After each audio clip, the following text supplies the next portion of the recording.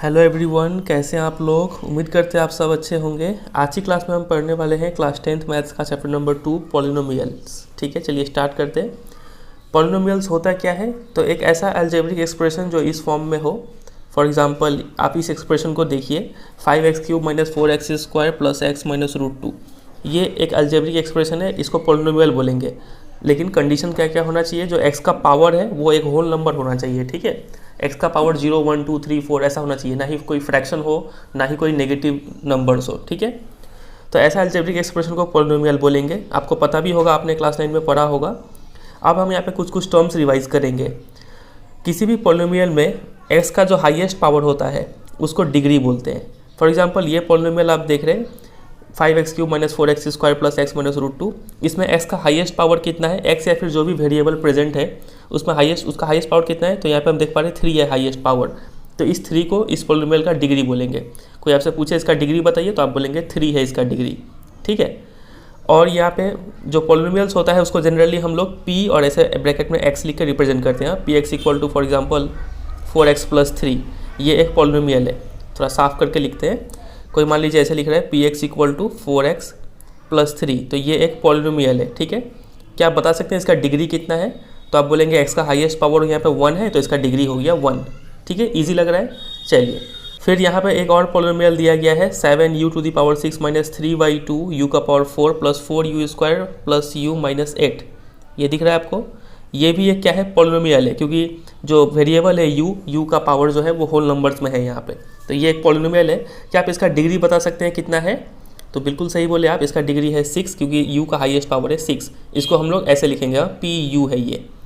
ठीक है, चलिए, और फिर यहाँ पे कुछ एक्सप्रेशन भी दिया गया है 1/x - 1। क्या ये पॉलिनोमियल है? नहीं, ऐसे एक्सप्रेशन को पॉलिनोमियल नहीं बोलते हैं। ये भी पॉलिनोमियल नहीं है, क्योंकि यहाँ पे x का पावर कितना है? रूट में, यानी हाफ है। फ्रैक्शन में पावर नहीं होना चाहिए। फिर क्या ये पॉलिनोमियल है? नहीं, नीचे डिनोमिनेटर में x है, तो ये भी पॉलिनोमियल नहीं होता है। ये सब नॉट पॉलिनोमियल्स है। समझ रहे हैं? तो अभी तक काम का बात हमने सिर्फ इतना ही सिखाया है कि डिग्री किसको बोलते हैं। आगे मूव करते हैं। अब कुछ कुछ टर्म्स डेफिनेशन जानेंगे। ऐसा पॉलिनोमियल जिसका डिग्री 1 होता है उसको लीनियर पॉलिनोमियल बोलते हैं। फॉर एग्जांपल 2x - 3, इसका डिग्री 1 है क्योंकि x का पावर 1 है, तो ये एक लीनियर पॉलिनोमियल है। √3x + 5। अब एक बात याद रखिएगा, नंबर में रूट रह सकता है। ठीक है, सिर्फ आपको वेरिएबल देखना है। यहाँ पे x में कुछ रूट नहीं है ना, x का पावर 1 है, तो ये लीनियर पॉलिनोमियल हो गया। बाकी रूट कोफिशिएंट जैसा भी रहे कोई मतलब नहीं है। ठीक है, √3 को कोफिशिएंट बोलेंगे, इस 5 को कांस्टेंट टर्म बोलते हैं। ये सब टर्म को आप ध्यान रखते चलिएगा। ठीक है, आगे काम देगा। फिर ये भी देखिए, ये क्या है? लीनियर पॉलिनोमियल है, क्योंकि यहाँ पे जो वेरिएबल है y, उसका हाईएस्ट पावर कितना है? 1 है। √2 को क्या बोलेंगे? बोलिए, कांस्टेंट टर्म। अगर आपसे कोई पूछे कि यहाँ पे y का कोफिशिएंट बताइए क्या है, तो y के आगे में क्या है? 1 है, तो 1 हो गया y का कोफिशिएंट। ठीक है, चलिए, फिर सोच के बताइए ये वाला 2/3u + 1। इसका u का पावर हाईएस्ट कितना है? यहाँ पे इस एक्सप्रेशन में 1 है, तो ये लीनियर पॉलिनोमियल हो गया। u का कोफिशिएंट क्या है? तो 2/3 हो गया। कांस्टेंट टर्म क्या है? तो 1 हो गया। ठीक है, तो ये सब क्या है? लीनियर पॉलिनोमियल्स है ये सब। तो किसी भी लीनियर पॉलिनोमियल्स का अगर हम जनरल फॉर्म लिखना चाहें तो कोई भी लीनियर पॉलिनोमियल इस रूप में होता है, ax + b। ठीक है, ये एक जनरल फॉर्म है किसी भी लीनियर पॉलिनोमियल का, जहाँ पे एक कंडीशन होना चाहिए कि a जो है वो 0 नहीं होना चाहिए। अगर a 0 हो गया तब तो ये टर्म ही हट जाएगा, तब तो ये कांस्टेंट पॉलिनोमियल बन जाएगा। ठीक है, इसलिए यहाँ पे कंडीशन डाल देते हैं कि a should not be equal to 0। समझ रहे हैं? चलिए, फिर ऐसा पॉलिनोमियल जिसका डिग्री 2 होता है उसको क्वाड्रेटिक पॉलिनोमियल बोलते हैं। क्वाड्रेटिक शब्द का मतलब होता है स्क्वायर। ठीक है, जैसे कि आप यहाँ पे ये देख पा रहे हैं, ये क्वाड्रेटिक पॉलिनोमियल है, क्योंकि यहाँ पे इसका डिग्री कितना है? x का पावर 2 हाईएस्ट दिख रहा है, तो ये क्वाड्रेटिक पॉलिनोमियल हो गया। क्या आप बता सकते हैं यहाँ पे x² का कोफिशिएंट कितना है? तो आप बोलेंगे 2। बिल्कुल सही आप। क्या बता सकते हैं कि इस एक्सप्रेशन में, इस पॉलिनोमियल में कांस्टेंट टर्म कितना है? आप बोलेंगे -2/5, तो आप बिल्कुल सही है। चलिए, फिर आगे देखिए आप, और यहाँ पे अच्छा अच्छा एग्जाम्पल है। ये बताइए सोच के, y² - 2, क्या ये क्वाड्रेटिक पॉलिनोमियल है?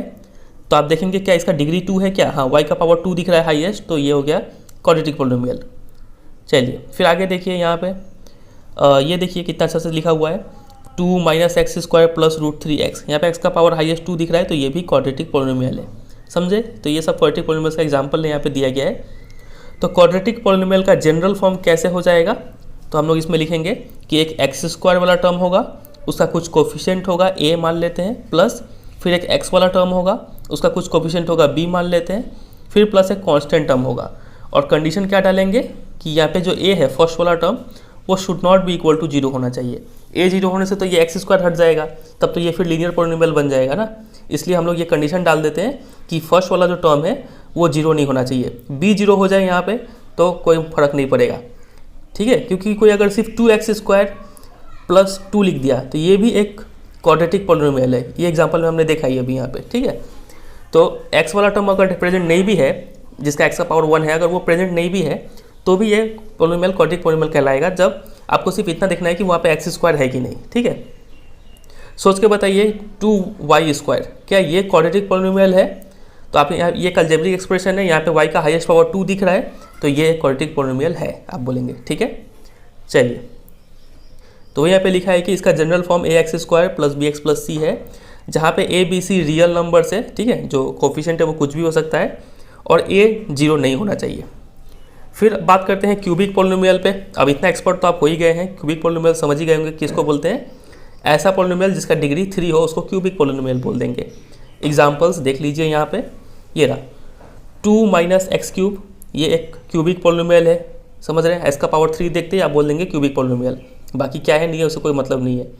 फिर 3x cube minus 2x square plus x minus 1, ये भी क्यूबिक पॉलिनोमियल है। तो अब हम क्यूबिक पॉलिनोमियल का जनरल फॉर्म लिखने की कोशिश करेंगे, ठीक है।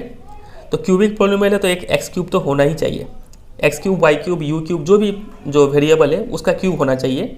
साथ में इसका कुछ कोफिशिएंट होगा, मान लेते हैं a, प्लस एक्स स्क्वायर वाला टर्म होना चाहिए b, प्लस x वाला टर्म होना चाहिए c, प्लस एक कांस्टेंट टर्म होना चाहिए d, ठीक है। तो ax cube plus bx square plus cx plus d एक जनरल फॉर्म हो गया क्यूबिक पॉलिनोमियल का। लेकिन कंडीशन क्या होना चाहिए, ये a b c और जो d है ये सब क्या है, रियल नंबर्स है। और सबसे मोस्ट इंपॉर्टेंट कंडीशन ये है कि a should not be equal to 0। इतना चीज़ अगर हो रहा है तो ये जनरल फॉर्म कहलाएगा क्यूबिक पॉलिनोमियल का, समझ रहे हैं। b 0 हो जाए, c 0 हो जाए, d 0 हो जाए, कोई मतलब नहीं है, a 0 नहीं होना चाहिए। चलिए, तो वो यहाँ पे ये देखिए जनरल फॉर्म लिखा गया है, और a b c d are real numbers, a should not be equal to 0, समझ रहे हैं। तो कुछ डेफिनेशन जाना। अब हम एक टर्म समझेंगे, value of P X at X equal to K. ये क्या लिखा हुआ है, चलिए। तो यहाँ पे क्वेश्चन पूछा गया है, आपके सामने लिखा है कि what is the value of P x, ये एक पॉलिनोमियल दिया है एट एक्स इक्वल टू -1। देखिए, ये एक पॉलिनोमियल आपको दिया है और x इक्वल टू -1 पे इसका वैल्यू निकालने के लिए बोला गया है। तो आपको p-1 निकालने के लिए बोला गया है, ठीक है। तो आप x की जगह पे -1 पुट करेंगे और इस एक्सप्रेशन में भी x की जगह पे -1 पुट करके सॉल्व करेंगे। सॉल्व करते करते आपको मिला 0, ठीक है। तो इस 0 को हम लोग क्या बोलेंगे, ये 0 ही इस px का वैल्यू है एट x इक्वल टू -1। 0 को बोलेंगे value of px at x equal to -1, ठीक है। साथ ही साथ आप एक बात और नोट कीजिए कि आप इस पॉलिनोमियल में अगर x इक्वल टू -1 ना डाल के x इक्वल टू अगर हम 4 डालें तो भी इस पॉलिनोमियल का वैल्यू जो आ रहा है 0 आ रहा है, ठीक है। तो यहाँ पे हम देखें कि इस पॉलिनोमियल के लिए, खासकर से इस पॉलिनोमियल के लिए x इक्वल टू -1 पे भी 0 आ रहा है, x इक्वल टू 4 पे भी 0 आ रहा है। तो ये सब नंबर्स जो डालने से पॉलिनोमियल में उस पॉलिनोमियल का वैल्यू अगर 0 आ जाता है तो ये सब नंबर्स को हम लोग उस पॉलिनोमियल का 0 बोलेंगे। क्या क्या बोल दिए हम, चलिए एक बार फिर से रिकैप करते हैं। हमने देखा इस पॉलिनोमियल में x इक्वल टू -1 डालने पे भी 0 आ रहा है और x इक्वल टू 4 भी डालने से 0 आ रहा है। तो यहाँ पे -1 और 4 को इस पॉलिनोमियल का 0 कहेंगे, ZERO 0 कहेंगे, ठीक है। क्यों, क्योंकि ये वैल्यू इसमें पुट करने से इसका वैल्यू जो आता है 0 आता है। समझ रहे बात का गहराई को, तो ये वर्ड आप ध्यान रखेंगे 0, ठीक है। तो किसी भी रियल नंबर k यानी किसी भी नंबर k को उस पॉलिनोमियल का 0 तब कहेंगे अगर pk इक्वल टू 0। ये नंबर जो है इस पॉलिनोमियल में अगर हम डालते हैं और उसका वैल्यू अगर 0 आ जाता है तो ये नंबर k को उस पॉलिनोमियल का 0 कहेंगे। समझ रहे बात का गहराई। चलिए, तो अभी हमने 2 चीज़ समझा, वैल्यू कैसे निकालते हैं, ठीक है, और 0 ऑफ पॉलिनोमियल किसको बोलते हैं। तो ये देखिए, आपने क्लास 9 में पढ़ा होगा लीनियर पॉलिनोमियल के बारे में। ये जनरल फॉर्म है लीनियर पॉलिनोमियल का, px equal to ax plus b। अगर कोई बोले इसका 0 निकालो तो ax प्लस b को आप इक्वल टू 0 से इक्वेट करते थे और यहाँ से x का वैल्यू निकालते थे। x इक्वल टू आपको मिलता था, उधर जाएगा -b बाई a। तो x equal to -b by a, ये b क्या है, कांस्टेंट टर्म, और a क्या है, कोएफिशिएंट ऑफ x। तो वही यहाँ पे लिखा है कि माइनस बी बाई ए मतलब क्या है, minus constant term by coefficient of x. यही चीज़ क्या होता है, जीरो होता है लीनियर पॉलिनोमियल का। तो ये बात आप ध्यान रखेंगे, किसी भी लीनियर पॉलिनोमियल का जो जीरो होता है वो ऑलवेज माइनस बी बाई ए होता है, यानी minus constant term by coefficient of x. समझे इतना? तो इस चैप्टर में हम पढ़ने क्या वाले हैं, अभी तक तो हमने रिकैप ही किया, क्लास 9 में हमने क्या क्या पढ़ा था उसको सिर्फ रिकैप किया है। इस चैप्टर में हम पढ़ने वाले हैं कि क्वाड्रेटिक पॉलिनोमियल पे ज़्यादा फोकस करेंगे हम लोग देखेंगे कि किसी भी क्वाड्रेटिक पॉलिनोमियल का जीरो और उसका कोफिशिएंट में कोई रिलेशनशिप होता है कि नहीं। जीरो क्या होता है समझ गए ना? जीरो एक ऐसा नंबर होता है जो अगर हम किसी पॉलिनोमियल में पुट कर दे तो उसका वैल्यू कितना आएगा, जीरो आएगा। तो इस नंबर को जीरो बोलते हैं, ठीक है। और इसके साथ साथ हम एक चीज़ और पढ़ेंगे, डिवीजन एल्गोरिदम फॉर पॉलिनोमियल्स। ये भी चीज़ हमें इस चैप्टर में पढ़ना है, ठीक है। तो उससे पहले हम लोग एक टॉपिक पढ़ने वाले हैं, geometrical meaning of the zeros of a polynomial. एक दो मार्क्स का क्वेश्चन आता है इस टॉपिक से, चलिए समझ लेते हैं क्या है ये जीरो जो हम निकालना सीखे हैं इसका कोई ज्योमेट्रिकल मीनिंग है क्या, चलिए देखते हैं। इसके लिए हम क्या करते हैं कि कोई भी एक लीनियर पॉलिनोमियल का एग्जांपल लेते हैं। इसका अगर हम ग्राफ प्लॉट करें तो आपने क्लास 9 में पढ़ा होगा कि किसी भी लीनियर पॉलिनोमियल का जब हम ग्राफ बनाते हैं तो वो ऑलवेज स्ट्रेट लाइन देता है, ठीक है। तो यहाँ पे देखिए x का वैल्यू लिया गया, फिर यहाँ पे y का वैल्यू निकाला गया, 2 पॉइंट्स हमें मिला, दोनों पॉइंट को प्लॉट करके हमने ऐसा एक लाइन खींच दिया यहाँ पे। तो ये लाइन खींचने के बाद हमें एक चीज़ और नोटिस करना है, हम देखेंगे कि ये जो लाइन है ना, वो लाइन x एक्सिस को किस पॉइंट पे इंटरसेक्ट कर रहा है। तो हमने उस पॉइंट का वैल्यू फाइंड आउट कर लिया, -3/2, 0। यह तो जीरो होना ही है क्योंकि हम लोग y एक्सिस की तरफ जा ही नहीं रहे। हमेशा जो x एक्सिस का जो लाइन है उस पर हमेशा y कोऑर्डिनेट जो है वो जीरो होता है, x कोऑर्डिनेट का कुछ ना कुछ वैल्यू होता है, ठीक है। अब आप नोटिस करेंगे -3/2 कुछ और भी है। अगर आपसे कोई बोले कि इस पॉलिनोमियल का जीरो निकालो, तो जीरो निकालने का अभी हमने फॉर्मूला देखा, -b/a होता है, ठीक है। यानी -b यानी 3 और a बोले तो 2। तो -3/2 इस पॉलिनोमियल का जीरो भी है और -3/2 इस लाइन का x कोऑर्डिनेट भी है, जहाँ पे वो x एक्सिस को कट कर रहा है। तो यही है इसका geometrical meaning. The zero of polynomial ये is the x coordinate of the point where the graph of ये इंटरसेक्ट द x एक्सिस। जहाँ पे इस लाइन का ग्राफ x एक्सिस को कट करता है तो उस पॉइंट का जो x कोऑर्डिनेट है वही पॉलिनोमियल का जीरो होता है। तो यही है इसका ज्योमेट्रिकल मीनिंग, समझे। चलिए, तो ये हमने देखा लीनियर पॉलिनोमियल के केस में। आते हैं क्वाड्रेटिक पॉलिनोमियल के केस में भी। एक अब यहाँ पे हम क्वाड्रेटिक पॉलिनोमियल का ग्राफ बनाने वाले हैं, ठीक है। x² - 3x - 4 का ग्राफ बनाएंगे। वो ग्राफ कुछ इस शेप में दिखेगा आपको, ऐसा, ठीक है। इस शेप को पैराबोला शेप बोलते हैं। एक बार पढ़ लेते हैं। फॉर एनी क्वाड्रेटिक पॉलिनोमियल, ये कोई भी मान लीजिए क्वाड्रेटिक पॉलिनोमियल है, तो इसका जब ग्राफ बनाएंगे ना तो इसका दो ही शेप मिलेगा, क्या तो ओपन अपवर्ड इस शेप में मिलेगा, ठीक है, या फिर ओपन डाउनवर्ड इस शेप में मिलेगा, ठीक है। यही दो शेप का ग्राफ बनता है इसका, डिपेंडिंग करके कि ए पॉजिटिव है या फिर ए नेगेटिव है। अगर ए पॉजिटिव हुआ तो ऐसा ओपन शेप में मिलेगा, ओपन अपवर्ड। ए अगर नेगेटिव है तो वो ओपन डाउनवर्ड होगा, ठीक है। ये दो शेप आप ध्यान रखेंगे। और इस शेप को हम लोग क्या बोलते हैं, पैराबोलाज बोलते हैं। अभी हम आपसे क्वेश्चन पूछेंगे थोड़ी देर में, ठीक है। आप इस बात को याद रखिएगा, ठीक है। चलिए, फिलहाल आप सिर्फ इतना याद रखिए कि किसी भी क्वाड्रेटिक पॉलिनोमियल का जो ग्राफ होता है वो इस फॉर्म में, नहीं तो इस फॉर्म में बनता है। तो देखिए, यहाँ पे हम एक चीज़ नोटिस करेंगे कि ये जो पॉलिनोमियल है उसका जो ग्राफ है वो x एक्सिस को कहाँ पे इंटरसेक्ट कर रहा है। तो -1, 0 पे इंटरसेक्ट कर रहा है और 4, 0 पे इंटरसेक्ट कर रहा है। तो ये जो x कोऑर्डिनेट है -1 और 4, ये दोनों आप समझ ही गए होंगे, ये दोनों क्या है, यही दोनों इसके जीरो भी है, ठीक है। तो क्वाड्रेटिक पॉलिनोमियल के लिए भी ये बात सही साबित होता है कि for any quadratic polynomial that is the zeros of a quadratic polynomial are precisely the x coordinates of the point where the parabola representing this one intersect the x axis। ये शेप जो है इसको parabola बोलते हैं। ये parabola x axis को जिस point पे कट कर रहा है तो उस पॉइंट का जो x कोऑर्डिनेट है वही जीरो होता है उस क्वाड्रेटिक पॉलिनोमियल का, समझ रहे। चलिए, तो इतना चीज़ हमने समझा। और एक चीज़ हम यहाँ पे ये भी समझ पा रहे हैं कि देखिए ये ग्राफ कैसा कैसा शेप में बन सकता है। ये मान लीजिए y एक्सिस, ये मान लीजिए x एक्सिस, ग्राफ मान लीजिए ऐसा बन गया। तो यहाँ पे ये जो पैराबोला है वो x एक्सिस को 2 पॉइंट पे कट कर रहा है, ठीक है। अब मान लीजिए ये ग्राफ ऐसा ना बन के ऐसा बन गया मान लीजिए। अब ये ग्राफ x एक्सिस को कितने पॉइंट पे कट कर रहा है, तो आप बोलेंगे सिर्फ एक पॉइंट पे कट कर रहा है, दोनों पॉइंट सेम है, ठीक है। तो यहाँ पे ओनली 1 पॉइंट है। अब मान लीजिए ये ग्राफ ऐसे ना बन के ऐसे बन गया। अब बोलिए ये जो पैराबोला है वो x एक्सिस को कितने पॉइंट पे कट कर रहा है, तो आप बोलेंगे एक भी पॉइंट पे कट नहीं कर रहा है। तो यहाँ से एक चीज़ समझ में आता है वो यहाँ पे लिखा है कि केस 1 जो ग्राफ है वो 2 डिस्टिंक्ट पॉइंट्स पे कट कर सकता है, ए और ए डैश पे। तो इस केस में हम लोग बोलेंगे यहाँ पे 2 जीरो है, ठीक है, 2 एक्स कोऑर्डिनेट हमें मिल रहा है, तो ये पॉलिनोमियल का 2 जीरो होगा। समझ गए होंगे ना, एक इसका एक्स कोऑर्डिनेट और एक इसका एक्स कोऑर्डिनेट। फिर इस केस में जो ग्राफ है वो सिर्फ एक पॉइंट पे कट कर रहा है, 1 पॉइंट ए, ठीक है। तो यहाँ पे कितना जीरो होगा बताइए, सिर्फ ओनली 1 जीरो होगा, ठीक है, इस क्वाड्रेटिक पॉलिनोमियल का। और नहीं तो तीसरा केस क्या हो सकता है, वो ग्राफ कहीं पे कट ही ना करे, ऊपर से चला जाए या फिर नीचे से चला जाए। तो इस केस में कितना जीरो होगा इसका, नो जीरो होगा। तो you can see geometrically that a quadratic polynomial can have either 2 distinct zeros और 2 इक्वल जीरो, यानी 1 जीरो हो सकता है, मतलब दोनों इक्वल होता है तो उसमें हम लोग 1 जीरो बोलते हैं, या फिर कोई भी जीरो नहीं हो सकता है किसी भी क्वाड्रेटिक पॉलिनोमियल का। तो इसका मतलब हम लोग एक शब्द बोल सकते हैं यहाँ पे कि polynomial of degree 2 has at most 2 zeros, ठीक है। ये एटमोस्ट शब्द पे ध्यान दीजिएगा।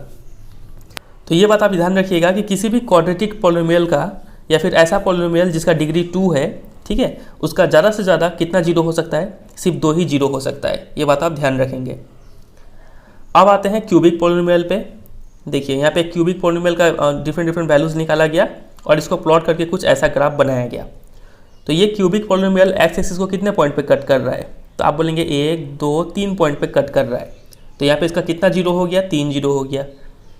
तो वही चीज़ यहाँ पे बताया गया है, ठीक है। चलिए आगे देखते हैं। तो किसी भी क्यूबिक पॉलिनोमियल के लिए उसका ज़्यादा से ज़्यादा there are at most 3 zeros for any cubic polynomial. In other words any polynomial of degree 3 can have at most 3 zero. कोई भी पॉलिनोमियल जिसका डिग्री 3 है उसका ज़्यादा से ज़्यादा 3 जीरो हो सकता है। इसका मतलब जो लीनियर पॉलिनोमियल है उसका जो जीरो होगा वो कितना होगा, 1 होगा ज़्यादा से ज़्यादा। जो क्वाड्रेटिक पॉलिनोमियल है, क्यू लिखते हैं यहाँ पे, उसका एटमोस्ट कितना जीरो हो सकता है, 2 जीरो हो सकता है। या फिर कोई क्यूबिक पॉलिनोमियल है उसका एटमोस्ट कितना जीरो हो सकता है, 3 जीरो हो सकता है। ऐसा पॉलिनोमियल जिसका डिग्री 4 है उसका ज़्यादा से ज़्यादा कितना जीरो हो सकता है, 4 जीरो हो सकता है। बात कर रही को समझ रहे हैं। ऐसा पॉलिनोमियल जिसका डिग्री 5 है उसका कितना जीरो होगा, एटमोस्ट 5 जीरो होगा। तो वही बात यहाँ पे बताया गया है। तो हमने तो सीख लिया बहुत चीज़। अब इतना चीज़ एग्जाम में काम में नहीं आएगा, ठीक है। हमें सिर्फ कुछ एक स्पेसिफिक पॉइंट पे ही क्वेश्चन पूछेंगे हमसे। देखिए क्वेश्चन बहुत इजी सा बनता है इस टॉपिक पे। क्वेश्चन बोला गया है कि look at the graph in figure 2.9। यहाँ पे 6 ग्राफ दिया गया है, 6 ग्राफ को आपको देखना है। Each is the graph of y equal to P x where p x is a polynomial. किसी पॉलिनोमियल का हर जगह ग्राफ बनाया गया है। For each graph find the number of zeros. हर एक ग्राफ में आप बताइए जीरो कितने हैं। तो नंबर ऑफ जीरोस उतने ही होते हैं जितना कि वो ग्राफ एक्स एक्सिस को इंटरसेक्ट कर रहा है। तो आप ये ध्यान से देखिए ग्राफ 1 को, इसको थोड़ा जूम कर लेते हैं। इस ग्राफ 1 को देखिए और बताइए कि ये ग्राफ जो है वो एक्स एक्सिस को कितने पॉइंट पे कट कर रहा है। तो आप बोलेंगे ये तो सिर्फ एक पॉइंट पे कट कर रहा है, तो इसका नंबर ऑफ जीरोस कितना होगा, ओनली 1 होगा। समझ गए। वाई एक्सिस वाला आपको देखना ही नहीं है, इसको देखना नहीं है, ठीक है, सिर्फ एक्स एक्सिस पे फोकस कीजिएगा। ग्राफ 2 का बताइए यहाँ पे नंबर ऑफ जीरोस कितने हैं। आप देख रहे हैं कि यहाँ पे 1 पॉइंट और 2 पॉइंट पे कट कर रहा है एक्स एक्सिस को, ठीक है। तो यहाँ पे नंबर ऑफ जीरोस 2 हो गए। और हम ये भी बोल सकते हैं कि ये पैराबोला शेप है, इसका मतलब ये जरूर क्वाड्रेटिक पॉलिनोमियल होगा। समझ रहे बात का गहराई। चलिए इसका बताइए नंबर ऑफ जीरोस कितने होंगे। तो 1 पॉइंट है ये, 1 पॉइंट है ये, 1 पॉइंट है ये, 3 पॉइंट हो गए यहाँ पे। तो नंबर ऑफ जीरोस 3 हो गया इसका। ग्राफ नंबर 4 देखिए। ग्राफ नंबर 4 में ये एक्स एक्सिस पे देखिए कहाँ पे कट कर रहा है, सिर्फ एक जगह कट कर रहा है, तो नंबर ऑफ जीरोस 1। नंबर 5 देखिए, यहाँ पे नंबर ऑफ जीरोस बताइए, तो सिर्फ एक ही पॉइंट है, तो नंबर ऑफ जीरोस 1 हो गया, ठीक है। ये भी एक क्वाड्रेटिक पॉलिनोमियल का ग्राफ है। ये किसका ग्राफ था बताइए, ये था लीनियर पॉलिनोमियल का ग्राफ था ये, ठीक है, स्ट्रेट लाइन। इसका गिन के बताइए कितना नंबर ऑफ जीरोस होगा। तो 1 2 3 और यहाँ पे तो 4, नंबर ऑफ जीरोस 4 हो गया यहाँ पे। समझ गए। तो इसी टाइप का मैक्सिमम क्वेश्चन आता है आपके एग्जाम में। इसी के बेसिस पे एक यहाँ पे एक्सरसाइज भी है।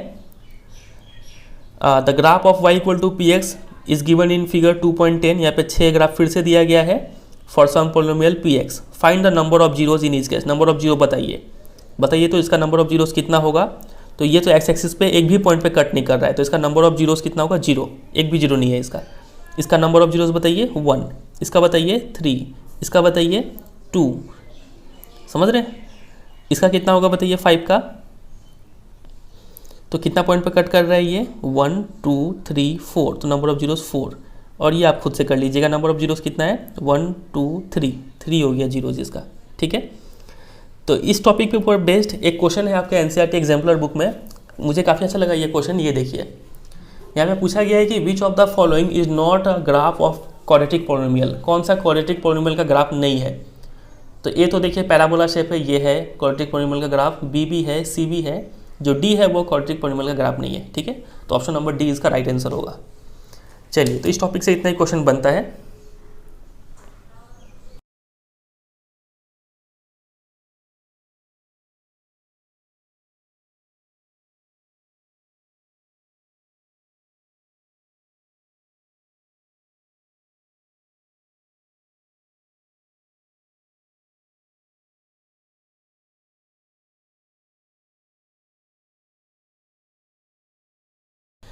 तो अब हम स्टार्ट करेंगे next topic, relationship between zeros and the coefficients of a polynomial. ठीक है, जीरोज का मतलब आप समझ गए हैं। जीरो मतलब एक ऐसा नंबर जिसको अगर हम उस पॉलिनोमियल में पुट करें तो उस पॉलिनोमियल का वैल्यू जीरो आ जाए, तो उस नंबर को जीरो बोलते हैं। ठीक है, कोफिशिएंट का मतलब आप जानते ही हैं, अगर ये कोई क्वाड्रेटिक पॉलिनोमियल है तो यहाँ पे 2 को बोलेंगे कोफिशिएंट ऑफ एक्स स्क्वायर है ये, -8 को बोलेंगे कोफिशिएंट ऑफ एक्स है ये, 6 जो है इसको कांस्टेंट टर्म बोलेंगे। ठीक है, तो इसको हम लोग ए मानते हैं, इसको बी मानते हैं, इसको सी मानते हैं जनरली। तो ये ए बी सी और ये जीरोज़ में, जीरोज़ को हम लोग जनरली अल्फ़ा और बीटा से डिनोट करते हैं। ठीक है, एक और लेटर है, ये सब ग्रीक अल्फ़ाबेट से गामा जिसको बोलते हैं। ठीक है, तो ये सब लेटर से जीरोज़ को डिनोट करते हैं और ए बी सी से कोफिशिएंट को डिनोट करते हैं। अब देखेंगे हम लोग ये जीरोज़ और कोफिशिएंट में कोई रिलेशनशिप है कि नहीं। ठीक है, अभी हमने थोड़ी देर पहले ये समझ लिया था कि लीनियर पॉलिनोमियल का जीरो अगर हमें निकालना है ax प्लस बी का, तो वो क्या होता है, -b/a होता है। तो अब हम देखेंगे कि कोई क्वाड्रेटिक पॉलिनोमियल अगर हमारे पास है तो इसका जीरो कैसे निकालेंगे। ठीक है, तो आपने क्लास 9 में पढ़ा होगा कि कैसे हम क्वाड्रेटिक पॉलिनोमियल को फैक्टराइज करते हैं। वो तरीका क्या था, splitting the middle term. Middle term को हम तोड़ देते हैं, जैसे कि for example -2x² minus 8x plus 6 है, तो इसको हम क्या करेंगे, सबसे पहले 2 × 6 कर देंगे, 12 आ गया। फिर 12 का प्राइम फैक्टराइजेशन करने की कोशिश करेंगे, 2 6 जा। अब देखेंगे कि यहाँ पे 2 और 6 से कुछ करके 8 आ रहा है क्या, तो हाँ, दोनों को ऐड करके 8 आ रहा है। तो ये सब आपको पता होगा। फिर उस तरीके से 6x लिखेंगे, यहाँ पे 2x लिखेंगे और इसको मिडिल टर्म फैक्टराइजेशन कर लेंगे। तो ले देखिए रिजल्ट हमें कितना मिल रहा है, 2x - 1 और x - 3। ठीक है, इसको हमने फैक्टराइज कर लिया। अब बोलिए ये पॉलिनोमियल जीरो कब बनेगा, क्या तो 2 × कुछ है हमारे पास। ठीक है, ये पूरा चीज़ जीरो कैसे बन सकता है, जब 2 में हम यहाँ पे जीरो मल्टीप्लाई कर दे, यहाँ पे कुछ भी नंबर हो मतलब नहीं है, यहाँ पे जब जीरो होगा तो ये पूरा चीज़ जीरो हो जाएगा ना। या फिर यहाँ पे कोई एक नंबर हो और यहाँ पे जीरो डाल दे तो भी जीरो हो जाएगा, समझ रहे। ये 2 तो जीरो नहीं हो सकता है क्योंकि ये 2 है। जीरो होने के लिए इसको क्या होना पड़ेगा, क्या तो ये टर्म नहीं तो ये टर्म जीरो होना पड़ेगा। तो यहाँ पर लिखा है कि इस पूरे चीज़ को जीरो होने का मतलब इस पूरा चीज़ को जीरो होना, और इस पूरा चीज़ को जीरो होना मतलब आइदर x - 1 को जीरो होना पड़ेगा और x - 3 को जीरो होना पड़ेगा, समझ रहे। मतलब क्या तो x = 1 हो या फिर x = 3 हो। अगर हम इसमें x = 1 पुट कर देंगे ये वाला वैल्यू, तो इसका वैल्यू जीरो आ जाएगा। मतलब यहाँ पे भी अगर हम x = 1 पुट करें तो इसका वैल्यू जीरो आ जाएगा। इसका मतलब इस 1 को जो है हम लोग बोलेंगे ये 1 इस पॉलिनोमियल का जीरो है। ठीक है, उसी तरीके से अगर हम इस पॉलिनोमियल में x = अगर 3 पुट कर देना तो भी इस पॉलिनोमियल का वैल्यू क्या आ जाएगा, जीरो आ जाएगा। तो इस पॉलिनोमियल का हमें 2 जीरो मिल रहा है, एक है 1 और एक है 3, समझ रहे हैं। और हमने ये भी अभी थोड़ी देर पहले समझा था कि कोई भी क्वाड्रेटिक पॉलिनोमियल का एटमोस्ट कितना जीरो हो सकता है, ज़्यादा से ज़्यादा 2 जीरो हो सकता है। तो हमें यहाँ पे 2 जीरो मिल रहा है, एक तो है 1 और एक तो है 3। तो आप सिंपल सा बात ये याद रखिएगा कि जब भी आपको कोई क्वाड्रेटिक पॉलिनोमियल दिखे तो आप उसको स्प्लिट द मिडिल टर्म इस प्रोसेस से इसको फैक्टराइज कर लेंगे। फैक्टराइज करने के बाद इसको जीरो से इक्वेट करेंगे और इसको भी जीरो से इक्वेट करेंगे, और वहाँ पे जो 2x का वैल्यू मिलेगा वही दोनों इस पॉलिनोमियल का जीरो होगा। ठीक है, चलिए एक और एग्जांपल लिया गया है, वन मोर क्वाड्रेटिक पॉलिनोमियल। यहाँ पे px लिया गया है, ये 3x² + 5x - 2। इसको भी मिडिल टर्म स्प्लिट करेंगे। तो सबसे पहले 3 × 2 = 6 कीजिए। अब 6 को तो डायरेक्ट दिख रहा है 6, और यहाँ पे 5 चाहिए हमें, तो 1 और 6 का रिलेशन ले लेंगे हम लोग। ठीक है, तो 6 और 1 को क्या करें, माइनस करेंगे तो काम चल जाएगा। तो ये देखिए यहाँ पे 5x को लिख दिया गया तोड़ के 6x - x, और ऐसे फैक्टराइज कर लिया गया। अब ये चीज़ जीरो कब होगा, जब 3x - 1 जीरो हो या फिर एक्स प्लस टू जीरो हो, यानी एक्स इक्वल टू 1/3 हो या फिर यहाँ पे एक्स इक्वल टू -2 हो। तो 1/3 और -2 ये दोनों क्या हो गए, जीरो हो गए इस पॉलिनोमियल के, वो यहाँ पे लिखा गया 1/3 और -2, ठीक है।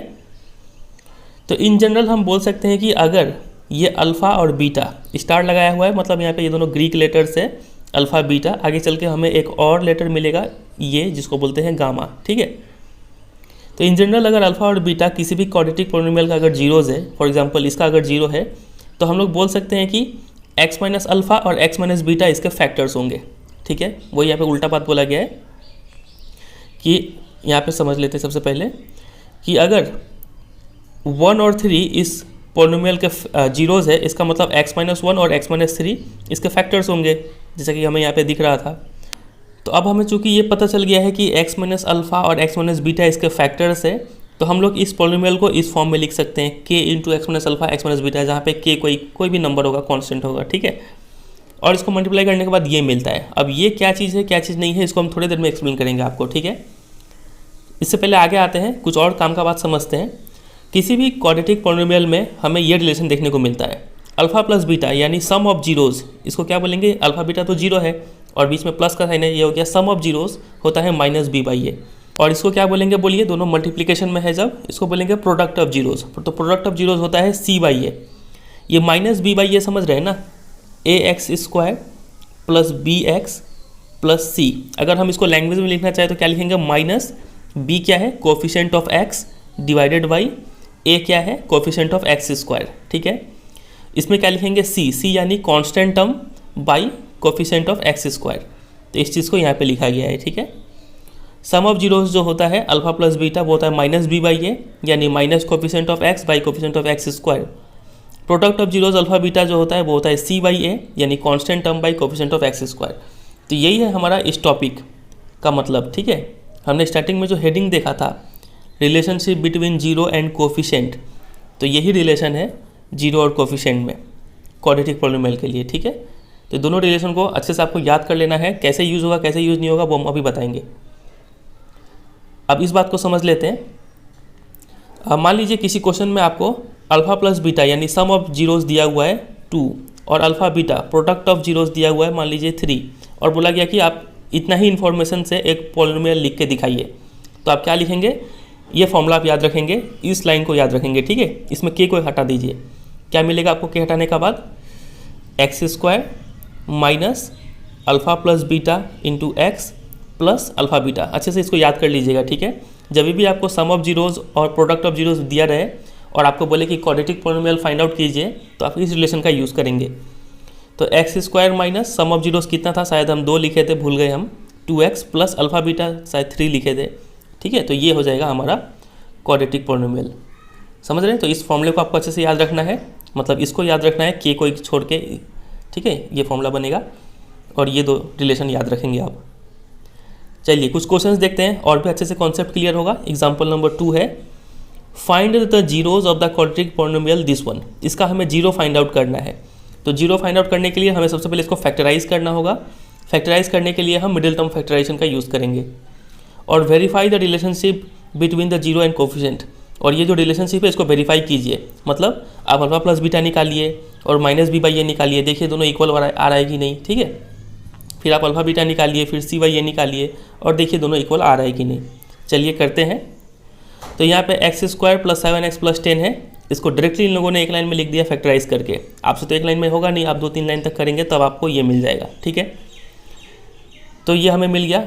तो ये जीरो कब होगा, जब x प्लस 2 जीरो हो, मतलब x इक्वल टू कितना हो, -2 हो, और x equal to x plus 5 equal to 0, मतलब यहाँ पे x कितना हो, -5। तो -2 और -5 हो गया 0, ये क्वाड्रेटिक पॉलिनोमियल का, ठीक है।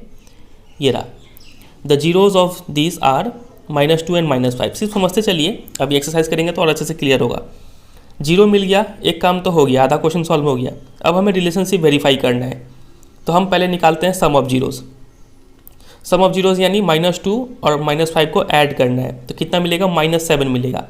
अब -7 को आप अल्फा प्लस बीटा भी हमने क्या याद किया था, -b/a। तो आप b/a का फॉर्म में लिखने की कोशिश कीजिए। यहाँ पे b क्या है बताइए, b है 7, a कितना है, a मतलब 1 है यहाँ पे, ठीक है। एक्स स्क्वायर के साथ जो नंबर है उसको ए बोलेंगे तो 1 है। तो इस -7 को हम ऐसे लिख सकते हैं ना, -7/1, तो इस फॉर्म में तो है ही है, यानी माइनस कोफिशिएंट ऑफ एक्स है ये by coefficient of x square है ये, समझ रहे हैं। तो ये रिलेशन हमने वेरीफाई कर लिया। उसी तरीके से प्रोडक्ट ऑफ जीरोस को वेरीफाई करेंगे, -2 × -5 किए यहाँ पे तो 10 आ गया। और अल्फ़ा बीटा अभी हमने क्या याद किया था, c/a होता है। तो c कितना है इसमें, c है 10 और a कितना है 1, तो इसको हम लोग 10/1 लिख ही सकते हैं। तो 10/1 और 10 इक्वल है, यानी constant term by coefficient of x square. तो ये भी रिलेशन वेरीफाई हो गया, ठीक है। तो ऐसे करके हमें वेरीफाई करना होता है। क्वेश्चन नंबर 3 देखिए, काफ़ी अच्छा क्वेश्चन है। इसी से एक मिलता जुलता क्वेश्चन एक्सरसाइज में भी मिलेगा आपको, वहाँ पे हम आपसे पूछेंगे तो आप बताइएगा, ठीक है। Find the zeros of the polynomial ये एक क्वाड्रेटिक पॉलिनोमियल है, इसका हमें जीरो फाइंड आउट करना है, ठीक है। And verify the relationship. तो सेम टाइप का क्वेश्चन आपको लग रहा होगा, लेकिन तरीका अलग है सॉल्व करने का। इसमें जो पॉलिनोमियल हमें दिख रहा था, इसमें 3 टर्म थे। जो कोफिशिएंट ऑफ एक्स था इसमें 7 था, लेकिन इसमें सिर्फ 2 ही टर्म है, इसमें एक्स वाला टर्म मिसिंग है। तो एक्स स्क्वायर -3 है सिर्फ। तो इसको हम लोग कैसे एज्यूम करते हैं, एक्स स्क्वायर मान लेते हैं यहाँ पे 0x होगा, कोफिशिएंट ऑफ एक्स 0 है यहाँ पे और -3 है, ठीक है। ऐसे करके मान के चलते हैं। तो इसको हम लोग मिडिल टर्म फैक्टराइजेशन से सॉल्व नहीं करते हैं। इसको फैक्टराइज करने के लिए हम ये रिलेशन यूज़ करते हैं a² - b² वाला। जब भी आप इस टाइप का देखें जिसमें x ना हो, सिर्फ एक्स स्क्वायर और एक कांस्टेंट टर्म हो, तो आप इसको स्क्वायर बनाने की कोशिश कीजिएगा। तो -3 किसी का स्क्वायर है क्या, नहीं है, तो हम इसको ज़बरदस्ती स्क्वायर बना देंगे। -√3 लिख के इसको स्क्वायर कर देंगे। है तो ये 3 ही, तो 3 को हम √3 का स्क्वायर लिख दिए ताकि ये स्क्वायर का फॉर्म में आए। तो ये हो गया a² - b²। तो क्या हो जाएगा ये a + b और a - b। ऐसे करके हम इसको फैक्टराइज कर देंगे, ठीक है। तो ये रहा, फैक्टराइज करने के बाद हमें ये मिला। अब आराम से आप यहाँ पे देख के बता सकते हैं कि इसका जीरो क्या क्या होगा। x - √3 = 0, यानी x कितना आ गया आपके पास, √3 आ गया। और यहाँ पे x कितना आ गया, डायरेक्टली हम लिख रहे हैं -√3 आ गया। तो √3 और -√3 इसके जीरोज़ हो गए। ये रहा, यहाँ पे लिखा है zeros of x² - 3 are √3 and -√3। अब रिलेशनशिप वेरीफाई करना है, तो सम ऑफ जीरोज़ हम निकाले, √3 + -√3 दोनों कट के 0 आ गया। तो ये 0 क्या है, कोफिशिएंट ऑफ x जो कि 0 था बाई कोफिशिएंट ऑफ x², सही फॉर्म में है ये। प्रोडक्ट ऑफ जीरोज़ निकाल रहे हैं, √3 × -√3 तो -3 आ गया, यानी ये -3/1 जो कि है c/a, वो हमें देखने को मिल रहा है। c देखिए -3 है और a कितना है, 1 है, तो वही हमने यहाँ पे लिख दिया c/a, ठीक है। चलिए, उम्मीद करते हैं आपको समझ में आ रहा होगा। Example number 4 very very very important. लिखा है कि find a quadratic polynomial the sum and product of whose zeros are -3 and 2। Sum of zeros -3 आपको दिया है, यानी अल्फा + बीटा = -3 है, बहुत अच्छा।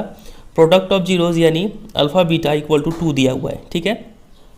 तो अब अभी हमको थोड़ी देर पहले बताए थे कि इस टाइप का सॉल्व कैसे करते हैं। ये आप फॉर्मूला यूज़ कर देंगे, required polynomial is x² + alpha + beta into x plus, यहाँ पे माइनस होता है ना, एक बार फिर से लिखते हैं, x² - alpha + beta into x plus alpha beta. Value put कर दीजिए, x² - अल्फा + बीटा कितना है, -3 है, x प्लस अल्फा बीटा कितना है, 2। तो x² + 3x + 2 ये हो गया रिक्वायर्ड पॉलिनोमियल, ठीक है। ये रहा, इनका भी आंसर ऐसा आया है, x² + 3x + 2। तो इस तरीके से इस सवाल को कर लेंगे, ठीक है। चलिए, अब हम बात करेंगे एक क्यूबिक पॉलिनोमियल के बारे में। क्यूबिक पॉलिनोमियल का जनरल फॉर्म पता है आपको, ax³ + bx² + cx + d, और कंडीशन क्या होना चाहिए, a should not be equal to 0। ये होता है क्यूबिक पॉलिनोमियल का एक जनरल फॉर्म, तो वो यहाँ पे लिखा भी हुआ है। तो इसका एटमोस्ट कितना जीरो होता है, अभी हमने देखा था क्यूबिक पॉलिनोमियल का डिग्री 3 होता है, तो इसका ज़्यादा से ज़्यादा 3 जीरो ही हो सकता है, अल्फ़ा, बीटा और गामा, ठीक है। तो वही यहाँ पे लिखा है कि अगर अल्फ़ा, बीटा, गामा अगर 0 है किसी भी क्यूबिक पॉलिनोमियल जैसे कि ये, तो यहाँ पे रिलेशन क्या निकल के आता है, ये 3 रिलेशन निकल के आता है। सम ऑफ जीरोज अगर करें अल्फ़ा + बीटा + गामा, तो वो -b/a पहले जैसा ही। और यहाँ पे sum of product of zeros taken 2 at a time, तो यहाँ पे ये इसका रिलेशन आता है c/a, और product of zeros alpha, beta, gamma यहाँ पे आता है -d/a, ठीक है। एक बार नेगेटिव, फिर पॉजिटिव, फिर नेगेटिव, ऐसे चलता है ये। तीनों ही केस में जो डिनोमिनेटर में है वो इसमें a है, समझ गए। तो इस तीनों रिलेशन को आपको याद रखना है क्यूबिक पॉलिनोमियल के लिए। यहाँ पे एक एग्जाम्पल दिया गया है, एग्जाम्पल नंबर 5, स्टार लगा के लिख दिया गया है कि not from examination point of view, लेकिन फिर भी समझ लेते हैं, नॉलेज को इन्हांस करेगा ये। क्वेश्चन है कि वेरीफाई कर कीजिए कि ये तीनों नंबर जो है, ये तीनों नंबर क्या है, 0 है इस क्यूबिक पॉलिनोमियल के। तो वेरीफाई करना काफ़ी आसान है। आप क्या करेंगे, इस 3 को इसमें पुट कर देंगे, यानी P3 निकालेंगे आप। अगर P3 निकालते अगर P3 निकालते निकालते आपका वैल्यू अगर 0 आ गया तो आप बोलेंगे कि ये 3 जो है इस पॉलिनोमियल का 0 है। तो देखते हैं इन लोगों ने कर ही रखा है, P3 ये रहा, निकाल रहे 0 आ गया, बहुत बढ़िया। तो 3 हो गया इस क्यूबिक पॉलिनोमियल का 0। -1 का पता करना है तो -1 भी पुट कीजिए, इसका भी वैल्यू 0 आ गया, तो -1 भी 0 है। और -1/3 को भी पुट करने से सॉल्व करने के बाद 0 आ गया, यानी -1/3 भी 0 है इस पॉलिनोमियल का, ठीक है। तो therefore this one and this one are the zeros of this one, ठीक है। एक पार्ट तो हमने सॉल्व किया। और क्या लिखा है, and then verify the relationship between the zero and coefficient. फिर से यही सब रिलेशनशिप वेरीफाई कीजिए। ये चूंकि क्यूबिक पॉलिनोमियल है तो हमें ये तीनों रिलेशन चेक करना होगा। तो देखिए यहाँ पे किया हुआ है, सबसे पहले इन्होंने alpha plus beta plus gamma निकाला, 5/3 आ गया जो कि -b/a के इक्वल है, इस फॉर्म में लिख दिया, ठीक है। माइनस यहाँ पे b कितना है बताइए इस पॉलिनोमियल का, b तो -5 आप बोलेंगे तो ये रहा b, हमने ऐसे लिख दिया। और a चाहिए, a मतलब 3, ठीक है, ऐसे करके -b/a लिख दिया। फिर उसी तरीके से इसका भी लिख दिया और इसका भी लिख दिया, समझ ही जाएंगे। चलिए आगे मूव कर जाते हैं एक्सरसाइज पे, एक्सरसाइज 2.2।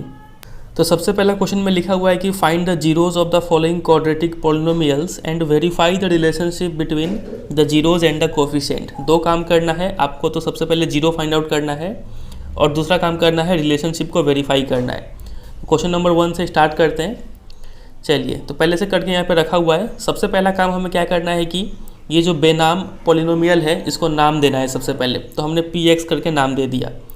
अगर ये जो क्वाड्रेटिक पॉलिनोमियल है वो x में ना होकर फॉर एग्जांपल s में होता, जैसे कि ये आप ये देख पा रहे हैं क्वेश्चन नंबर 2 में, तो वहाँ पे हम नाम दे रहे होते हैं ps, ठीक है। इस केस में जैसे कि ये u में है तो pu नाम देते हैं, t में है तो pt नाम देते हैं, ठीक है।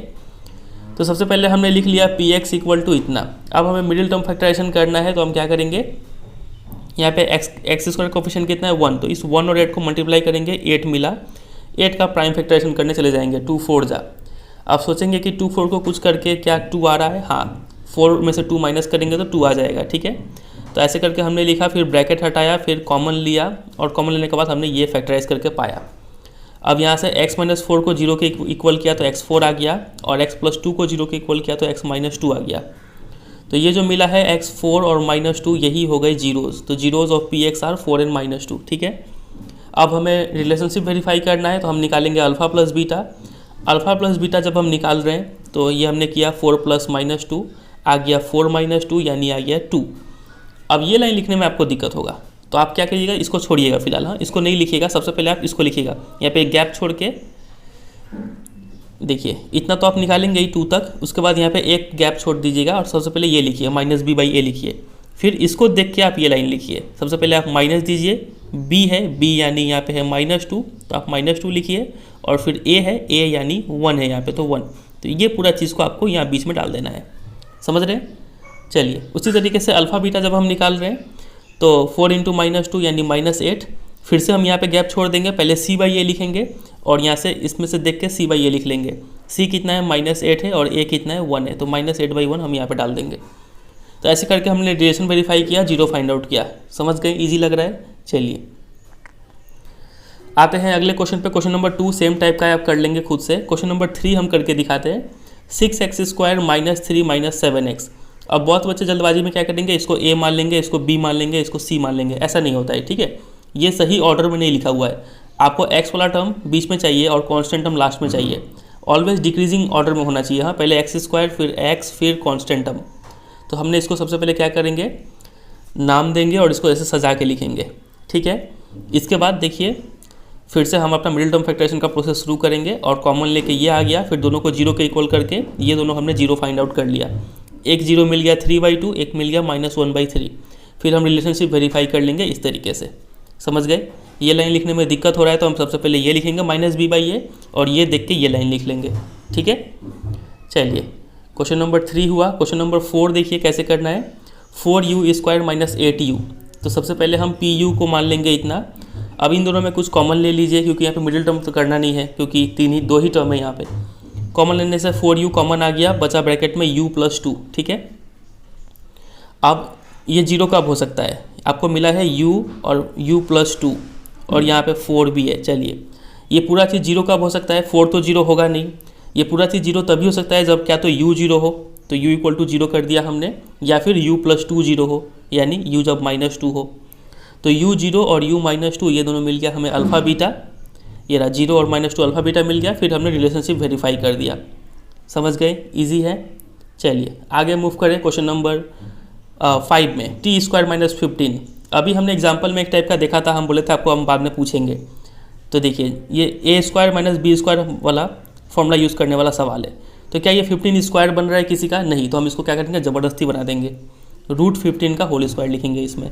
ये देखिए √15 का होल स्क्वायर हमने लिखा, pt नाम दिया था पहले, फिर ये हो गया फैक्टराइज, 2 रूट हमें मिल गया, -√15 और +√15।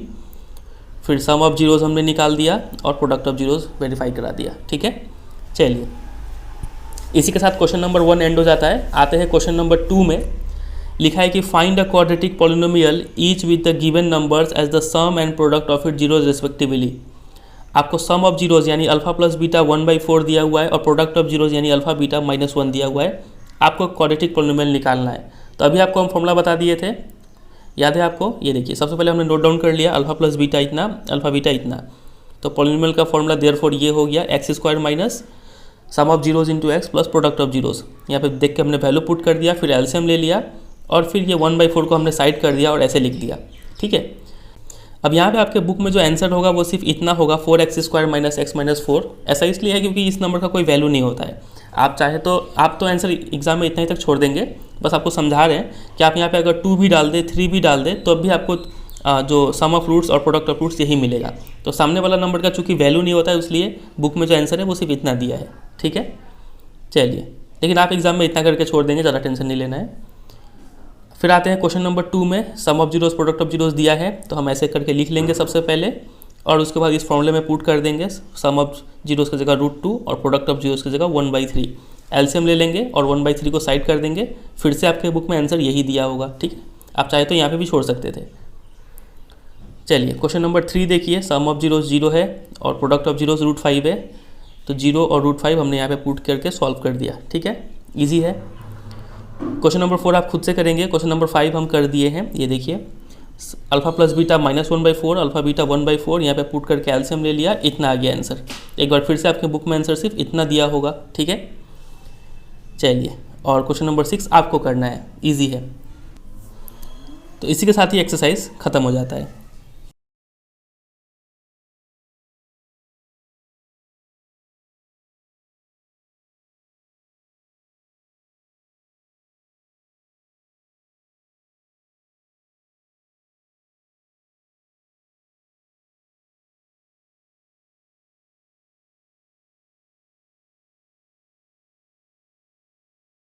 चलिए अब हम लोग मूव करते हैं अगले टॉपिक पे, जो कि है डिवीज़न एल्गोरिदम फॉर पॉलिनोमियल्स। ठीक है, पॉलिनोमियल्स को कैसे डिवाइड किया जाता है और इसका एल्गोरिदम क्या है वो देखेंगे हम लोग। ठीक है, चलिए अभी हमने देखा कि क्यूबिक पॉलिनोमियल में ज़्यादा से ज़्यादा कितना जीरो हो सकता है, 3 जीरो हो सकता है। अब हम एक स्पेशल केस देखेंगे कि मान लीजिए आपको 1 जीरो दे दिया गया। ठीक है, तो क्या आप बाकी 2 जीरो फाइंड कर पाएंगे उस क्यूबिक पॉलिनोमियल का? चलिए देखते हैं। फॉर एग्जाम्पल मान लीजिए ये कोई क्यूबिक पॉलिनोमियल है, क्यों? क्योंकि इसका डिग्री 3 है। ठीक है, इस पॉलिनोमियल का 1 0 1 दिया हुआ है। ठीक है, तो क्या आप बाकी 2 जीरो निकाल पाएंगे? तो इसको निकालने का एक तरीका होता है, वो तरीका क्या है देखिए। अब चूंकि हमें पता है कि इसका 1 0 1 है, यानी x - 1 जो है ये इसका एक फैक्टर होगा, क्योंकि x = 1 पे ये 0 हो जा रहा है। ठीक है, यानी x - 1 जो है ये इसका एक फैक्टर है। ये आपने कॉन्सेप्ट क्लास 9 में भी पढ़ा होगा। अब चूंकि x - 1 इसका फैक्टर है, तो हम लोग क्या करेंगे, इस पॉलिनोमियल को इससे डिवाइड कर देंगे। मतलब बोलने का मतलब है ऐसे लिखेंगे, x - 1 ये हो जाएगा डिवाइज़र और यहाँ पे आएगा मेरा पॉलिनोमियल x³ - 3x² - x + 3। ठीक है, ऐसे करके डिवाइड करेंगे। फिर इधर जो भी आएगा, जो मेरा कोशेंट होगा, इधर डिवाइड करते जाएंगे, जो भी कट छट के जो आएगा, इधर जो कोशेंट होगा वो हमें कितना मिलेगा देखिए, इतना मिलेगा। आप कैसे डिवाइड करते हैं वो हम देख लेंगे। डिवाइड करने के बाद हमें सिर्फ ये याद रखिए कि क्वोशंट इतना मिल गया। तो हमें तो पता है एक चीज़ कि अगर हम यहाँ से डिवाइज़र होता है, यहाँ पे डिविडेंड होता है और यहाँ पे क्वोशंट होता है, ठीक है। तो अगर ये यहाँ पे मान लीजिए रिमाइंडर 0 आ गया, पूरा पूरी कट गया ये, तो हम लोग डिविडेंड इक्वल टू क्या लिख सकते हैं, डिवाइज़र इंटू क्वोशंट लिख सकते हैं ना। तो वो यहाँ पे लिखा हुआ है, देखिए जो डिविडेंड था इसको हम लोग डिवाइड किए थे, इसको इक्वल टू x-1 इंटू जो क्वोशंट आया वो। ये लाइन समझे कि नहीं समझे, ठीक है। उसके बाद देखिए अब हम क्या करेंगे, ये देखिए क्या मिल गया, एक क्वाड्रेटिक पॉलिनोमियल मिल गया। अब इसको तो फैक्टराइज करना काफ़ी इजी है। आप यहाँ पे फिर से splitting the middle term method से इसको फैक्टराइज कर लेंगे। तो इसको फैक्टराइज करने के बाद x+1 और x-3 मिल गया। तो तीनों जीरो क्या क्या हो गया, एक जीरो यहाँ से हमें देख के समझ में आ रहा है, ये तो 1 होगा ही, क्वेश्चन में बोला गया था। यहाँ से समझ में आ रहा है कि एक जीरो क्या होगा, -1 होगा। और यहाँ से समझ में आ रहा है कि एक जीरो क्या होगा, 3 होगा। तो ये तरीका होता है जीरो निकालने का। तो ये बात ध्यान रखेंगे कि किसी भी क्यूबिक पॉलिनोमियल का अगर एक जीरो दिया हुआ है तो यानी x-1 उसका फैक्टर हो जाएगा, ठीक है।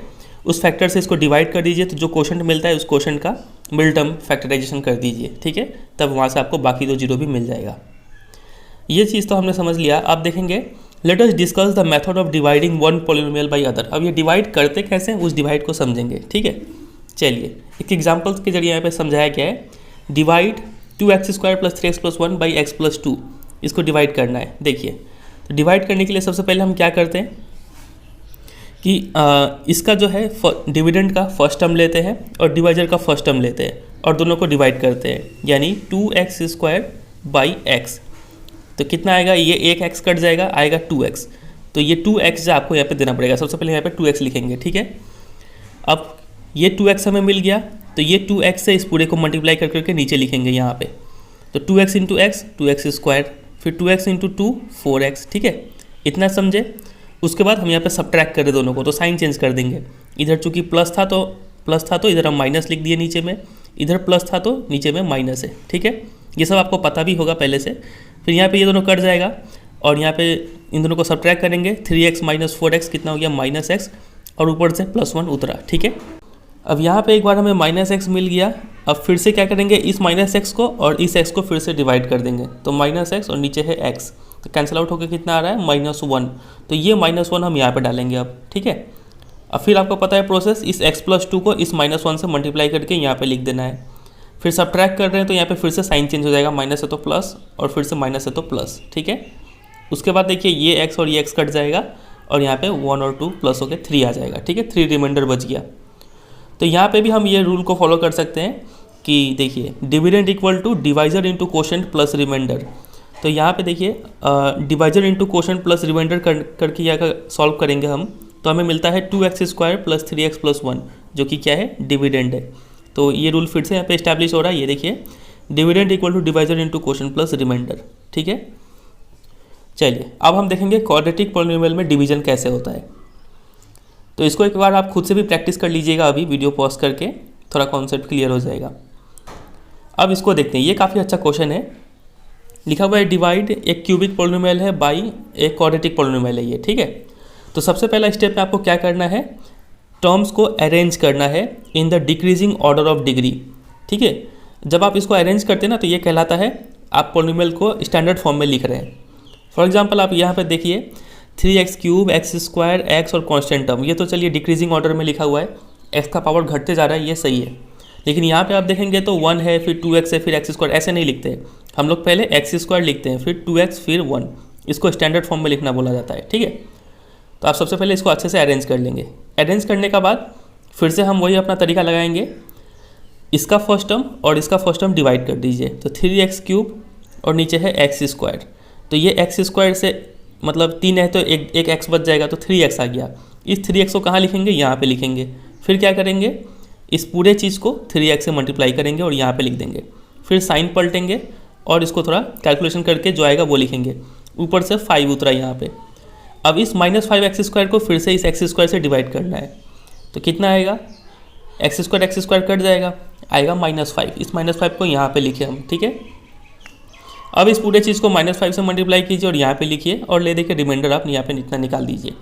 डिवीजन हम यहाँ पे स्टॉप क्यों कर दिए, एक बार और डिवाइड क्यों नहीं किए, क्योंकि आप देखेंगे कि जो लास्ट में अगर डिग्री कम जाएगा डिवाइजर से। डिवाइजर का डिग्री कितना है, 2 है, यहाँ पे डिग्री 1 है, वहीं पे आपको जो डिवीज़न है वो स्टॉप कर देना है, ठीक है। अब डिवाइड नहीं होगा ये, तो ये हमारा मिल गया रिमाइंडर। तो यहाँ पे भी अगर हम करना चाहें divisor into quotient plus remainder अगर हम करेंगे तो हमें जो डिविडेंड है वो मिल जाएगा। यहाँ पे इन लोगों ने किया भी है, देख लेते हैं यहीं से, ये रहा divisor into quotient plus remainder किया गया, तो सॉल्व करने के बाद जो डिविडेंड है वो मिल गया, यही चीज़ फिर से। तो ये चीज़ पॉलिनोमियल के केस में भी अप्लाई होता है। तो इसको एक स्टेटमेंट के रूप में लिखा जाए तो ये ऐसा होगा, if P X and G X are 2 polynomials, ये कोई 2 पॉलिनोमियल्स है और जी एक्स 0 नहीं है, then we can find polynomials q x और r x such that p x equal to ji x into Q x plus are x. मतलब हमने जो चैप्टर 1 में पढ़ा था यूक्लिड डिवीजन लेमा, उसमें क्या लिखा गया था अगर कोई 2 नंबर है ए और बी, तो हम वहाँ पे जो ए है उसको बी क्यू प्लस आर के फॉर्म में लिख सकते थे। 2 इंटीजर एक्स्ट्रा फाइंड आउट कर रहे थे, क्यू और आर, कोशेंट और रिमाइंडर। वैसे ही यहाँ पे है कि अगर कोई 2 पॉलिनोमियल दिया है तो हम लोग एक कोशेंट वाला पॉलिनोमियल और एक रिमाइंडर वाला पॉलिनोमियल फाइंड आउट कर सकते हैं। वही यहाँ पे लिखा है P x equal to ji x into Q x plus are X, ठीक है। जहाँ पे ये जो रिमाइंडर है, रिमाइंडर क्या तो 0 होगा, नहीं तो रिमाइंडर का जो डिग्री है वो छोटा होगा डिवाइजर के डिग्री से। समझ रहे, इसको डिवीजन एल्गोरिदम बोलते हैं। ये सिमिलर है यूक्लिड डिवीजन एल्गोरिदम से, जो कि हमने चैप्टर 1 में पढ़ा था। समझे, इसके ऊपर एक क्वेश्चन देखेंगे हम लोग बाद में। एग्जाम्पल नंबर 8 हम आते हैं। अब लिखा हुआ है कि डिवाइड कीजिए इस चीज़ को बाई इस चीज़ से एंड वेरीफाई कीजिए डिवीजन एल्गोरिदम। मतलब जो आपको डिवाइजर है और कोशेंट है और प्लस रिमाइंडर, इसको करके इसको सॉल्व कीजिए और देखिए कि डिविडेंड आ रहा है कि नहीं, ये चीज़ तो आ रहा है कि नहीं, ठीक है। इसको वेरीफाई करना है, तो सबसे पहले डिवाइड तो कर ले। तो आप मुझे एक चीज़ बताइए, क्या ये स्टैंडर्ड फॉर्म में है क्या? यहाँ पे हम देख रहे हैं एक्स क्यूब बाद में है, एक्स स्क्वायर पहले है, तो ये स्टैंडर्ड फॉर्म तो नहीं है। आपको पहले एक्स क्यूब को लिखना पड़ेगा अच्छे से सजा के। हाँ, ये भी स्टैंडर्ड फॉर्म नहीं है। तो देखिए इनको पहले स्टैंडर्ड फॉर्म में लिखा गया, एक्स क्यूब वाला टर्म पहले लिखा गया, फिर 3x स्क्वायर, फिर x, फिर 5 वाला टर्म, ठीक है। इसको भी स्टैंडर्ड फॉर्म में लिखा गया। फिर डिवाइड करते करते आ गया कितना, 3। डिवाइड तो आप कर ही लेंगे, चलिए 3 आ गया। अब हमें वेरीफाई भी करना है, तो हम क्या कर रहे हैं, divisor into quotient plus remainder को निकालेंगे, इसका वैल्यू सॉल्व कर रहे हैं, इतना आ गया। और ये क्या चीज़ है, यही तो डिविडेंड है मेरा। तो मतलब यहाँ पे क्या हो गया, वेरीफाइड हो गया।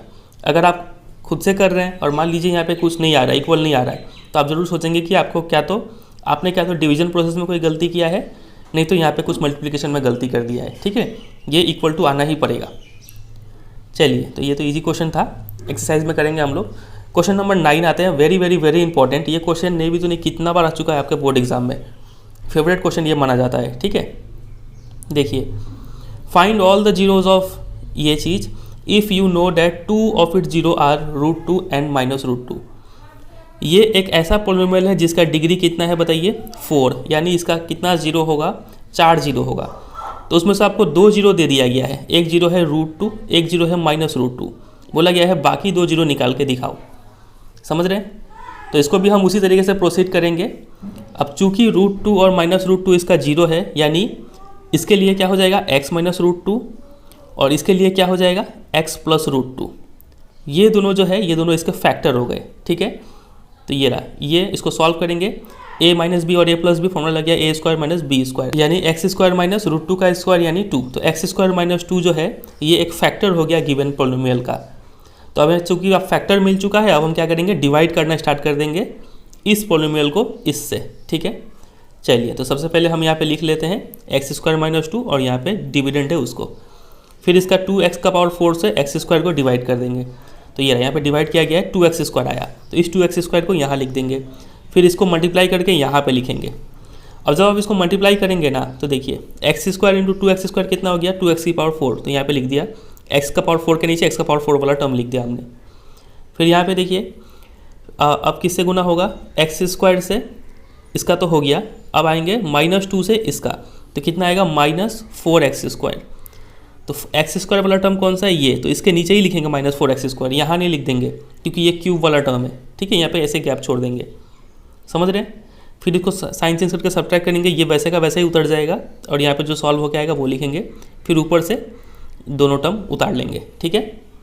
चाहे तो एक टर्म भी उतार सकते हैं, बाद में -2 को उतार दे।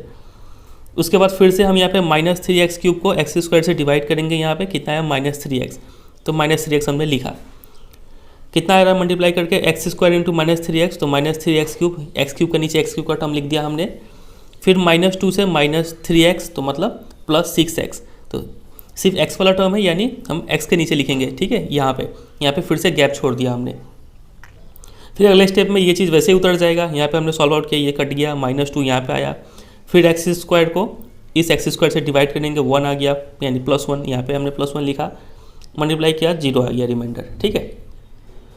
तो अब हमें क्या मिल गया, तो यहाँ पे इतना जो है कोशेंट मिलने के बाद हम क्या लिखेंगे, ये dividend equal to divisor into quotient plus remainder, तो 0 है वो नहीं लिखेंगे हम लोग, ठीक है।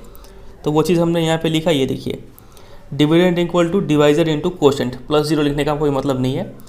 अब इसको सॉल्व करेंगे तो एक्स स्क्वायर -2, तो यहाँ पे एक्स का 2 वैल्यू आएगा, +√2 और -√2, जो कि क्वेश्चन में पहले ही दे दिया गया है। और ये एक क्वाड्रेटिक पॉलिनोमियल मिल गया, और इसको सॉल्व करने में तो हम माहिर है। इसको सॉल्व कर लेंगे, इसको फैक्टराइज करेंगे, मिडिल टर्म स्प्लिट करके, ये 2 हमें फैक्टर्स मिलेगा। यहाँ से एक 0 क्या निकल के आ रहा है, 2x - 1, यानी x = 1/2 आ रहा है। और यहाँ से एक 0 क्या आ रहा है, x = 1 आ रहा है। तो 1/2 और 1, बाकी 2 0 हो गए, ठीक है। तो वही यहाँ पे लिखा था कि आपको बाकी 2 0 फाइंड आउट करना था, तो हमने ऐसे फाइंड आउट कर दिया। बहुत इंपॉर्टेंट है। आप एग्जाम में क्वेश्चन चेंज हो जाएगा, मान लीजिए यहाँ पे √2 की जगह √5 दे देंगे, और इसी तरीके से सॉल्व करना पड़ेगा हमें। एक्सरसाइज में भी इस टाइप का क्वेश्चन है, ये आप देख रहे हैं। ये देखिए क्वेश्चन नंबर 3 में यहाँ पे एक ऐसा पॉलिनोमियल दिया है जिसका डिग्री 4 है, और 2 0 आपको दे दिया गया है, बोला गया है बाकी 2 0 निकालिए। तो इसको करेंगे हम लोग। तो इसी के साथ एग्जाम्पल खत्म होता है। आते हैं एक्सरसाइज पे, एक्सरसाइज 2.3।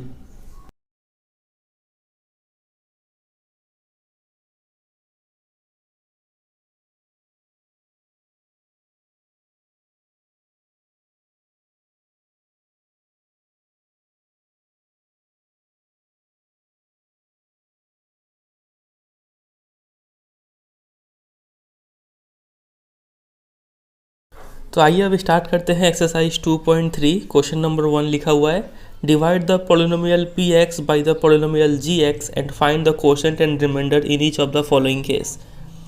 px को gx से डिवाइड करना है और कोशेंट और रिमाइंडर फाइंड करना है। तो क्वेश्चन नंबर 1 देखिए, इजी क्वेश्चन दिख रहा है, आप चाहे तो खुद से भी ट्राई कर सकते हैं वीडियो पॉज करके, और इसको हम भी करके रखे हुए हैं। ये रहा इसका सोल्यूशन, x² - 2 यहाँ पे, बाकी यहाँ पे है। तो पहला कोशेंट फाइंड आउट करने के लिए हमने क्या किया, इस x³ को x² से डिवाइड कर दिया, तो मिला x। तो ये x हमने यहाँ पे डाला, फिर इस पूरे चीज़ को x से मल्टीप्लाई कर करके यहाँ पे लिख दिया, कोफिशिएंट मैच कर करके, ठीक है। जैसे x वाला टर्म आया तो हमने x के नीचे ही लिखा, यहाँ पे गैप छोड़ दिया, ऐसे करके हमने लिखा। फिर यहाँ पे हमने सब्ट्रैक्ट कर दिया, सब्ट्रैक्ट करने के बाद ये मिला, फिर इसका फर्स्ट टर्म और इसका फर्स्ट टर्म को डिवाइड किया, आया -3, तो -3 हमने यहाँ पे लिखा, और फिर -3 से इस पूरे को मल्टीप्लाई करके यहाँ पे लिख दिया, फिर सब्ट्रैक्ट किया, ये आया। अब 7x है, यहाँ पे x² है, जो डिवाइज़र है उसमें हाईएस्ट पावर x² है, लेकिन यहाँ पे x है, तो डिग्री कम हो गया, मतलब यही। अब यहाँ पे आपको डिवीज़न रोक देना है, यही आपका रिमाइंडर हो गया। तो क्वेश्चन ये रहा, रिमाइंडर ये रहा, ठीक है। इजी सा क्वेश्चन है, एग्जाम्पल में भी हमने किया ही है इसको। आते हैं अगले क्वेश्चन पे। क्वेश्चन नंबर 2 भी उसी टाइप का है, तो ये आपके लिए होमवर्क रहेगा, ठीक है। बस ध्यान दीजिएगा कि आप इसको यहाँ पे अरेंज कर लीजिएगा, x² - x + 1, फिर डिवाइड कीजिएगा, ईजी है। आगे मूव करते हैं क्वेश्चन नंबर 3 पे। तो क्वेश्चन नंबर 3 हम करके रखे हुए हैं, ये भी उसी टाइप का है, देखिए। लेकिन यहाँ पे एक छोटा सा बात समझना होगा, देखिए, -x² + 2, और यहाँ पे हमने ऐसे लिख लिया। पहला क्वेश्चन फाइंड आउट करने के लिए x⁴ को -x² से डिवाइड कर दिया, तो आया -x²। तो ये -x² हमने यहाँ पे लिखा। अब इस -x² से इस पूरे को मल्टीप्लाई करके यहाँ पे लिखेंगे। तो जब आप यहाँ पे लिखने आएंगे ना, तो आपको एक x² वाला टर्म मिलेगा, ठीक है, क्योंकि 2 × x² - 2x², ठीक है। अब यहाँ पे तो x² है ही नहीं ऊपर में, तो हम लोग इसको किसके नीचे लिखे, तो थोड़ा सा यहाँ पे डाउट क्रिएट हो जाता है। ऐसे तो सॉल्व हो जाएगा ये भी, आप -2x² को अलग से लिखेंगे, इसका साइन चेंज हो गया, +2x² अलग से लिखेंगे, फिर यहाँ पे -5x ये भी लिखेंगे ही, ऐसे हो जाता है ये से। नहीं तो आप इसको चाहे तो अलग वे में भी कर सकते हैं।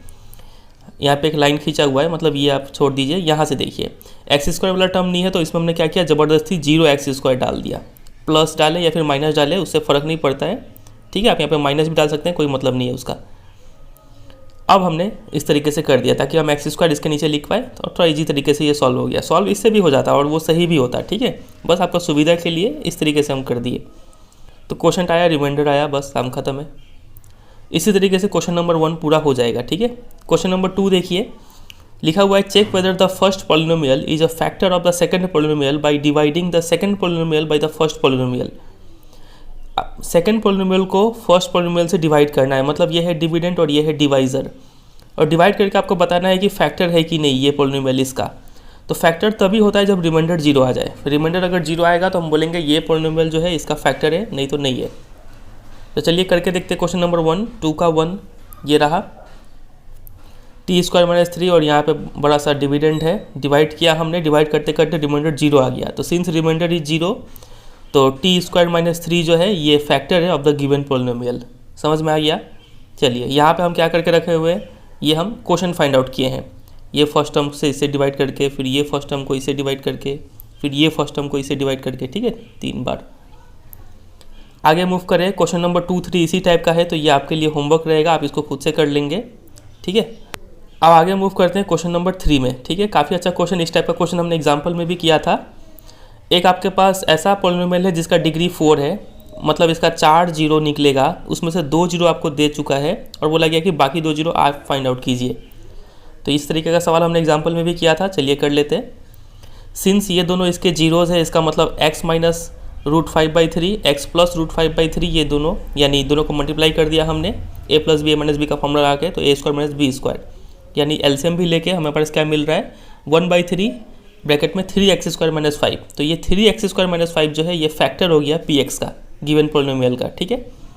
तो हम इस गिवन पॉलिनोमियल को ये 3x स्क्वायर माइनस 5 से डिवाइड कर देंगे। ये नंबर नहीं लेते हम लोग, ठीक है। तो डिवाइड कर रहे हैं, नॉर्मल प्रोसेस से डिवाइड करते करते रिमाइंडर जीरो आ गया। इसका मतलब हम इस चीज़ को क्या लिख सकते हैं, ये चीज़ इंटू ये चीज़ लिख सकते हैं, है कि नहीं। Dividend equal to divisor into quotient, plus remainder मतलब प्लस जीरो लिखना ठीक नहीं होगा, तो वही हमने यहाँ पे लिख दिया dividend equal to divisor into quotient, plus zero लिखना बेमतलब होगा। इसके बाद हम लोग क्या करेंगे, अब ये देखिए ये एक आपके पास क्वाड्रेटिक पॉलिनोमियल मिल गया है, इसको आराम से मिडिल टर्म फैक्टराइज किए तो इतना आ गया हमारे पास, ठीक है। तो बस जीरो निकाल दीजिए, इसका निकालना तो इसका तो क्वेश्चन में दे दिया है 2 ठो, और इसका निकालेंगे तो -1, इसका भी निकालेंगे तो -1। इस तरीके से ये सॉल्व हो जाएगा। Very very very important question है। आगे मूव करते हैं क्वेश्चन नंबर 4 में, और थोड़ा फास्ट जा रहे हैं मुझे पता है, लेकिन आप वीडियो को पॉज करके कीजिएगा, हो जाएगा आपसे। On dividing this much by a polynomial gx the quotient and remainder are this much and this much respectively. तो ये हो गया डिविडेंड, ये हो गया डिवाइज़र, क्वोशेंट ये है, रिमाइंडर ये है, आपको gx निकालना है। चलिए तो इसको आपको सब चीज़ दे दिया है, तो वो आप एक इक्वेशन लिखेंगे यहाँ पे कि we know dividend equal to divisor into quotient plus remainder. अब वैल्यू पुट कर दीजिए क्वेश्चन से देख के। डिविडेंड की जगह ये लिखा, डिवाइजर gx था, क्वेश्चन में जो दिया था वो कॉपी कर दिया, रिमाइंडर भी जो क्वेश्चन में दिया था वो लिख दिया हमने। अब हमें इस इक्वेशन से gx निकालना है, तो कैसे निकालेंगे, इसको इस साइड भेज दीजिए, और ये तो मल्टीप्लाई में है तो ये नीचे डिवाइड में आ जाएगा, ठीक है। तो वही प्रोसेस फॉलो करते हुए हमने यहाँ पे gx निकाल दिया। ये चीज़ यहाँ से यहाँ तक, फिर ये चीज़ यहाँ पे साइन चेंज होकर आया क्योंकि उस साइड भेजा हमने, और ये चीज़ जो है नीचे डिवाइड में आ गया। आप अपने तरीके से कीजिएगा, आपका भी इतना आ जाएगा। फिर ऊपर में जो सेम x वाला जो था उसको हमने सॉल्व कर लिया और एक टर्म बना दिया, नंबर्स को भी सॉल्व करके एक टर्म बना दिया। अब gx का वैल्यू ये आ गया, तो क्या इतना पे छोड़ेंगे, नहीं, हमने तो डिवाइड सीख रखा है, इसको डिवाइड कर देंगे, ठीक है। तो डिवाइड देखिए, लॉन्ग डिवीजन मेथड से हमने यहाँ पे कर दिया डिवाइड। डिवाइड करने के बाद आंसर जो है वो इतना आता है, तो gx जो है वो इतना है आंसर। समझे कि नहीं समझे, अच्छा क्वेश्चन है ये भी। आगे मूव कर जाते हैं क्वेश्चन नंबर 5 में। देखिए 5 में लिखा हुआ है कि give examples of polynomial px, gx, qx and rx which satisfy the division algorithm and number 1 degree of px should be equal two degree of qx। आपको कुछ पॉलिनोमियल्स का एग्जांपल देना है, ये 4 पॉलिनोमियल्स का एग्जांपल देना है जो सबसे पहला बात तो डिवीजन एल्गोरिदम को सेटिस्फाई करते हो, और दूसरा बात डिग्री px का और qx का इक्वल है। तो चलिए पहला क्वेश्चन से एक्सप्लेन करते हैं। सबसे पहला क्वेश्चन में हमें बोला गया है कि डिग्री जो है px और qx का इक्वल होना चाहिए, और दूसरा बात बोला गया है कि डिवीजन एल्गोरिदम को सेटिस्फाई करना चाहिए। तो px equal to gx into qx plus rx, ये तो हमें पता है, ये डिविडेंड, ये डिवाइजर, q से क्वोशेंट, r से रिमाइंडर, ठीक है। अब क्वेश्चन में बोला है कि px और qx का डिग्री इक्वल होना चाहिए। तो मान लेते हैं अगर px का डिग्री अगर 1 है, यहाँ से स्टार्ट किए, ठीक है, तो अकॉर्डिंग टू क्वेश्चन qx का डिग्री भी हमें कितना लेना पड़ेगा, 1 लेना पड़ेगा। समझे इतना। तो ये जो हम ब्लू कलर में 1 1 लिखे हुए हैं ये समझ में आ गया आपको। अब देखिए जो px का डिग्री है ना, वही gx और qx का मिला के डिग्री होना चाहिए, क्योंकि प्लस r है, इसका डिग्री ऐड नहीं होगा। तो ये चूँकि मल्टीप्लाई में है, हमें पता है अगर यहाँ पे x का पावर अगर 1 हो रहा है और यहाँ मल्टीप्लाई में अगर कम से कम x का पावर 1 भी रहा तो ले देखिए ये x का पावर 2 दे देगा, लेकिन यहाँ तो x का पावर हमें 1 चाहिए। तो ये 1 तभी होगा जब ये x का पावर 0 हो, समझ रहे हैं? मतलब ये जो gx है ये कोई कांस्टेंट टर्म हो, तभी जो यहाँ पे डिग्री 1 मिल पाएगा। तो इसके लिए हम क्या करेंगे देखिए, तो हम यहाँ पे ये पता चल गया कि gx का डिग्री 0 होना चाहिए, ये 3 चीज़ हमें मिल गया। तो आप इसका प्रोसेस समझिएगा। सबसे पहले आप ये लाइन लिखेंगे, उसके बाद अकॉर्डिंग टू क्वेश्चन जो है जिसका डिग्री इक्वल बोला गया है वो डिग्री आप इक्वल लिख लीजिए, ठीक है। इक्वल लिखने के बाद आप ये सोचिए कि जो बाकी ये दो है, दोनों में से किसका डिग्री क्या क्या हो सकता है। अब देखिए यहाँ पे चूँकि मल्टीप्लाई था, समझ रहे हैं, इसका डिग्री 1 हमने ऑलरेडी ले लिया है, तो इसका डिग्री जरूर 0 होना पड़ेगा, तभी तो 1 + 0 होके 1 देगा। अगर कोई इस क्वेश्चन में 1 ना लेके यहाँ पे 2 लिया होता px का डिग्री, और qx का डिग्री भी तो 2 ही होना पड़ता, क्योंकि अकॉर्डिंग टू क्वेश्चन दोनों को इक्वल रखना पड़ेगा। तो gx का डिग्री क्या होता है, यहाँ पे भी 0 रखना पड़ता, ताकि 0 + 2 हमें 2 दे। समझ रहे बात की गहराई, वो यहाँ पे लिखा हुआ है। और साथ ही साथ हमें ये भी पता है कि जो rx है, रिमाइंडर का जो डिग्री होता है वो हमेशा डिवाइजर से छोटा होता है। ये भी बात आप ध्यान रखेंगे कि gx का डिग्री जितना भी है rx का उससे कम होगा। चलिए, तो यहाँ पे हम क्या कर रहे हैं, 1 लिए हैं चूँकि अपने मन से, तो हम px को कुछ भी एक पोलिनोमियल मान लेते हैं, x + 1 या फिर x - 1, 2x + 1, 3x + 5, जो मन करे आप वो मान सकते हैं, ठीक है। हम सिंपल वाला ले लिए x + 1, कोई भी डिग्री 1 वाला एक पोलिनोमियल ले लिया अपना मन से। फिर अब हमें, तो आप इतना लिखने के बाद ना आप हमेशा 2 चीज़ लिखिएगा, नंबर 1 डिविडेंड और नंबर 2 डिवाइज़र। तो px तो हम सबसे पहले लिखेंगे, और डिवाइज़र कौन सा है यहाँ पे, gx। तो gx हमें पता है डिग्री 0 लेना है, तो कोई भी एक कॉन्स्टेंट टर्म ले लेते हैं, 2, 3, 4, 5, जो मन करे आप वो ले लीजिए, ठीक है। चलिए, अब डिवाइड लगा दीजिए दोनों को। जो gx है वो यहाँ पे है, px यहाँ पे। तो सबसे पहला ये इसका टर्म है x और उसका टर्म है 2, तो x/2 हो गया मेरा क्वोशेंट, x/2 यहाँ पे दे दिए। फिर यहाँ से मल्टीप्लाई कीजिए 2 × x/2, तो x ही आया। सब्ट्रैक्ट करेंगे तो x कट जाएगा, 1 उतरा ऊपर से, तो 1 तो अब डिवाइड नहीं जाएगा क्योंकि 1 छोटा है 2 से, तो बस यही हो गया रिमाइंडर। तो बस हमें मिल गया, px हमने ये ले लिया, gx हमने पहले ये ले लिया था अपने मन से, qx जो है वो अभी मिला है, और rx जो रिमाइंडर है वो हमें ये मिला है, ठीक है। तो ये हो जाएगा इसका आंसर। इसका आंसर कभी भी बुक के आंसर से मैच नहीं करेगा, आप जो डिपेंड करता है कि आप यहाँ पे किस टाइप का पोलिनोमियल ले रहे हैं। तो ये आपके लिए भी एक होमवर्क दे रहे हैं हम कि आप px अब चाहे तो डिग्री 2 वाला एक सॉल्व कीजिएगा अपने मन से, ठीक है। फॉर एग्जांपल px अगर आप डिग्री 2 लेते हैं तो आप अपने मन से यहाँ पे कुछ भी मान लीजिएगा, 2x² + x + 1 ऐसे करके मान लीजिएगा। qx भी आप डिग्री 2 कुछ भी अपने मन से लीजिए, फिर डिवाइड कीजिए, देखिए क्या आता है क्या नहीं आता है, समझे। चलिए, क्वेश्चन नंबर 2 में आते हैं। क्वेश्चन नंबर 2 में बोला गया है degree of qx should be equal two degree of rx। तो चलिए ठीक है, तो सबसे पहले हमने यहाँ पे लिख लिया degree of qx should be equal two degree of rx। अब उसके बाद हम ये लाइन लिखेंगे, ये कंडीशन को सेटिस्फाई कीजिए, qx कहाँ है, ये रहा qx, और rx कहाँ है, ये रहा rx। तो qx अगर हम 1 मानते हैं तो अकॉर्डिंग टू क्वेश्चन rx भी हमें 1 मानना पड़ेगा, ये 1 1 समझ गए। अब हमें ये पता है कि जो gx है, जो डिवाइज़र है, उसका डिग्री जो है वो हमेशा बड़ा होता है रिमाइंडर वाले से। तो अगर ये 1 है तो ये कम से कम 2 तो होना ही पड़ेगा, 3, 4, 5 भी हो सकता है, लेकिन हम छोटा ले रहे हैं 2, ठीक है। आप ज़रा सोच के बताइए, इसका डिग्री 2 है, इसका डिग्री 1 है, तो px का डिग्री क्या होगा। ये दोनों मल्टीप्लाई में है तो पावर ऐड हो जाएगा ना, तो इसका डिग्री 3 होगा, समझ गए इतना। अब एक बार आपने सबका डिग्री लिख लिया तो उसी के अकॉर्डिंग आप मानना शुरू कर दीजिए। px कोई भी आप 3 डिग्री वाला पॉलिनोमियल लिख लीजिए अपने मन से। आप चाहते तो 4x³ - 5x² कुछ भी लिख सकते थे यहाँ पे। बस थोड़ा ये कोशिश कीजिएगा कि आप क्रम में लिखें, हाँ, x³ x² x और 1 सब टर्म लिखे। ऐसा नहीं कि आप सिर्फ x³ - 1 लिख रहे हैं, इससे भी हो जाएगा, लेकिन क्यों फालतू में कॉम्प्लिकेट करना, आप सभी टर्म लिखने की कोशिश कीजिएगा। इसके बाद हमें चाहिए डिवाइजर, gx लिख लीजिए, यहाँ पे पावर इसका डिग्री 2 है तो कोई भी 2 डिग्री वाला इक्वेशन लिख लीजिए, सॉरी पॉलिनोमियल लिख लीजिए। इसके बाद आप डिवाइड करना स्टार्ट कीजिए। डिवाइड करने के बाद ये रहा qx, ये रहा rx, तो px gx मिला ही है, ये हमने लिख लिया। qx अभी अभी मिला है, rx भी अभी अभी मिला है, समझ रहे हैं। चलिए एक और क्वेश्चन है यहाँ पे, क्वेश्चन नंबर 3। इसमें आपको डिग्री ऑफ rx 0 रखना है। तो चलिए, degree of rx should be equal to 0, ये लाइन हमने लिखा, यहाँ पे सबसे पहले rx 0 लिख लिया, ठीक है। अब rx 0 है तो gx मेरे को पता है इससे बड़ा ही होना पड़ेगा, तो कम से कम 1 तो होना ही पड़ेगा इसको, ठीक है। अब ये 1 है, अब qx कितना ले हम, qx भी चलिए 1 ले लेते हैं मान के। तो अब ये 1 1 है तो ये कितना हो गया, 2 हो गया। अब उसी के अकॉर्डिंग यहाँ पे फिर मान लीजिए और डिवाइड कर दीजिए, तो ये क्वेश्चन रिमाइंडर फिर से मिल जाता है हमें, समझे। तो सबसे मेन लाइन यही है, आप ये अगर फाइंड आउट कर लेते हैं तो आप इस टाइप का क्वेश्चन कर पाएंगे। तो बस इसी क्वेश्चन के साथ ये चैप्टर एंड हो जाता है। उम्मीद करते हैं आपको ये पूरा चैप्टर समझ में आया होगा। बीच में हम जरूर फास्ट गए हैं, लेकिन क्या करें, वीडियो शॉर्ट रखने के लिए जाना पड़ा मुझे फास्ट, ठीक है। लेकिन आप अगर वीडियो पॉज करके आराम से करेंगे, थोड़ा टाइम इन्वेस्ट करेंगे, तो आपका ये चैप्टर परफेक्ट हो जाएगा, ठीक है। और अगर कोई भी डाउट आता है, किसी भी क्वेश्चन में डाउट आता है, तो आप बेझिझक कमेंट सेक्शन में पूछिए, और हो सकता है तो आप टेलीग्राम चैनल में भी ज्वाइन हो जाइए, ठीक है। चलिए फिर एंड करते हैं। वीडियो अच्छा लगा तो वीडियो को जरूर एक लाइक कर दीजिएगा, कमेंट करके बताइएगा आपको वीडियो कैसा लगा, और अगर आप इस चैनल पर नए हैं तो चैनल को जरूर सब्सक्राइब कीजिएगा, ठीक है। और प्लेलिस्ट सेक्शन देखिए, वहाँ पे आपको और भी कई सारे सब्जेक्ट्स के वीडियो मिलेंगे, आपको जरूर वहाँ से हेल्प मिलेगा। चलिए फिर एंड करते हैं, मिलते हैं बहुत जल्द किसी और चैप्टर के साथ। तब तक के लिए goodbye and take care.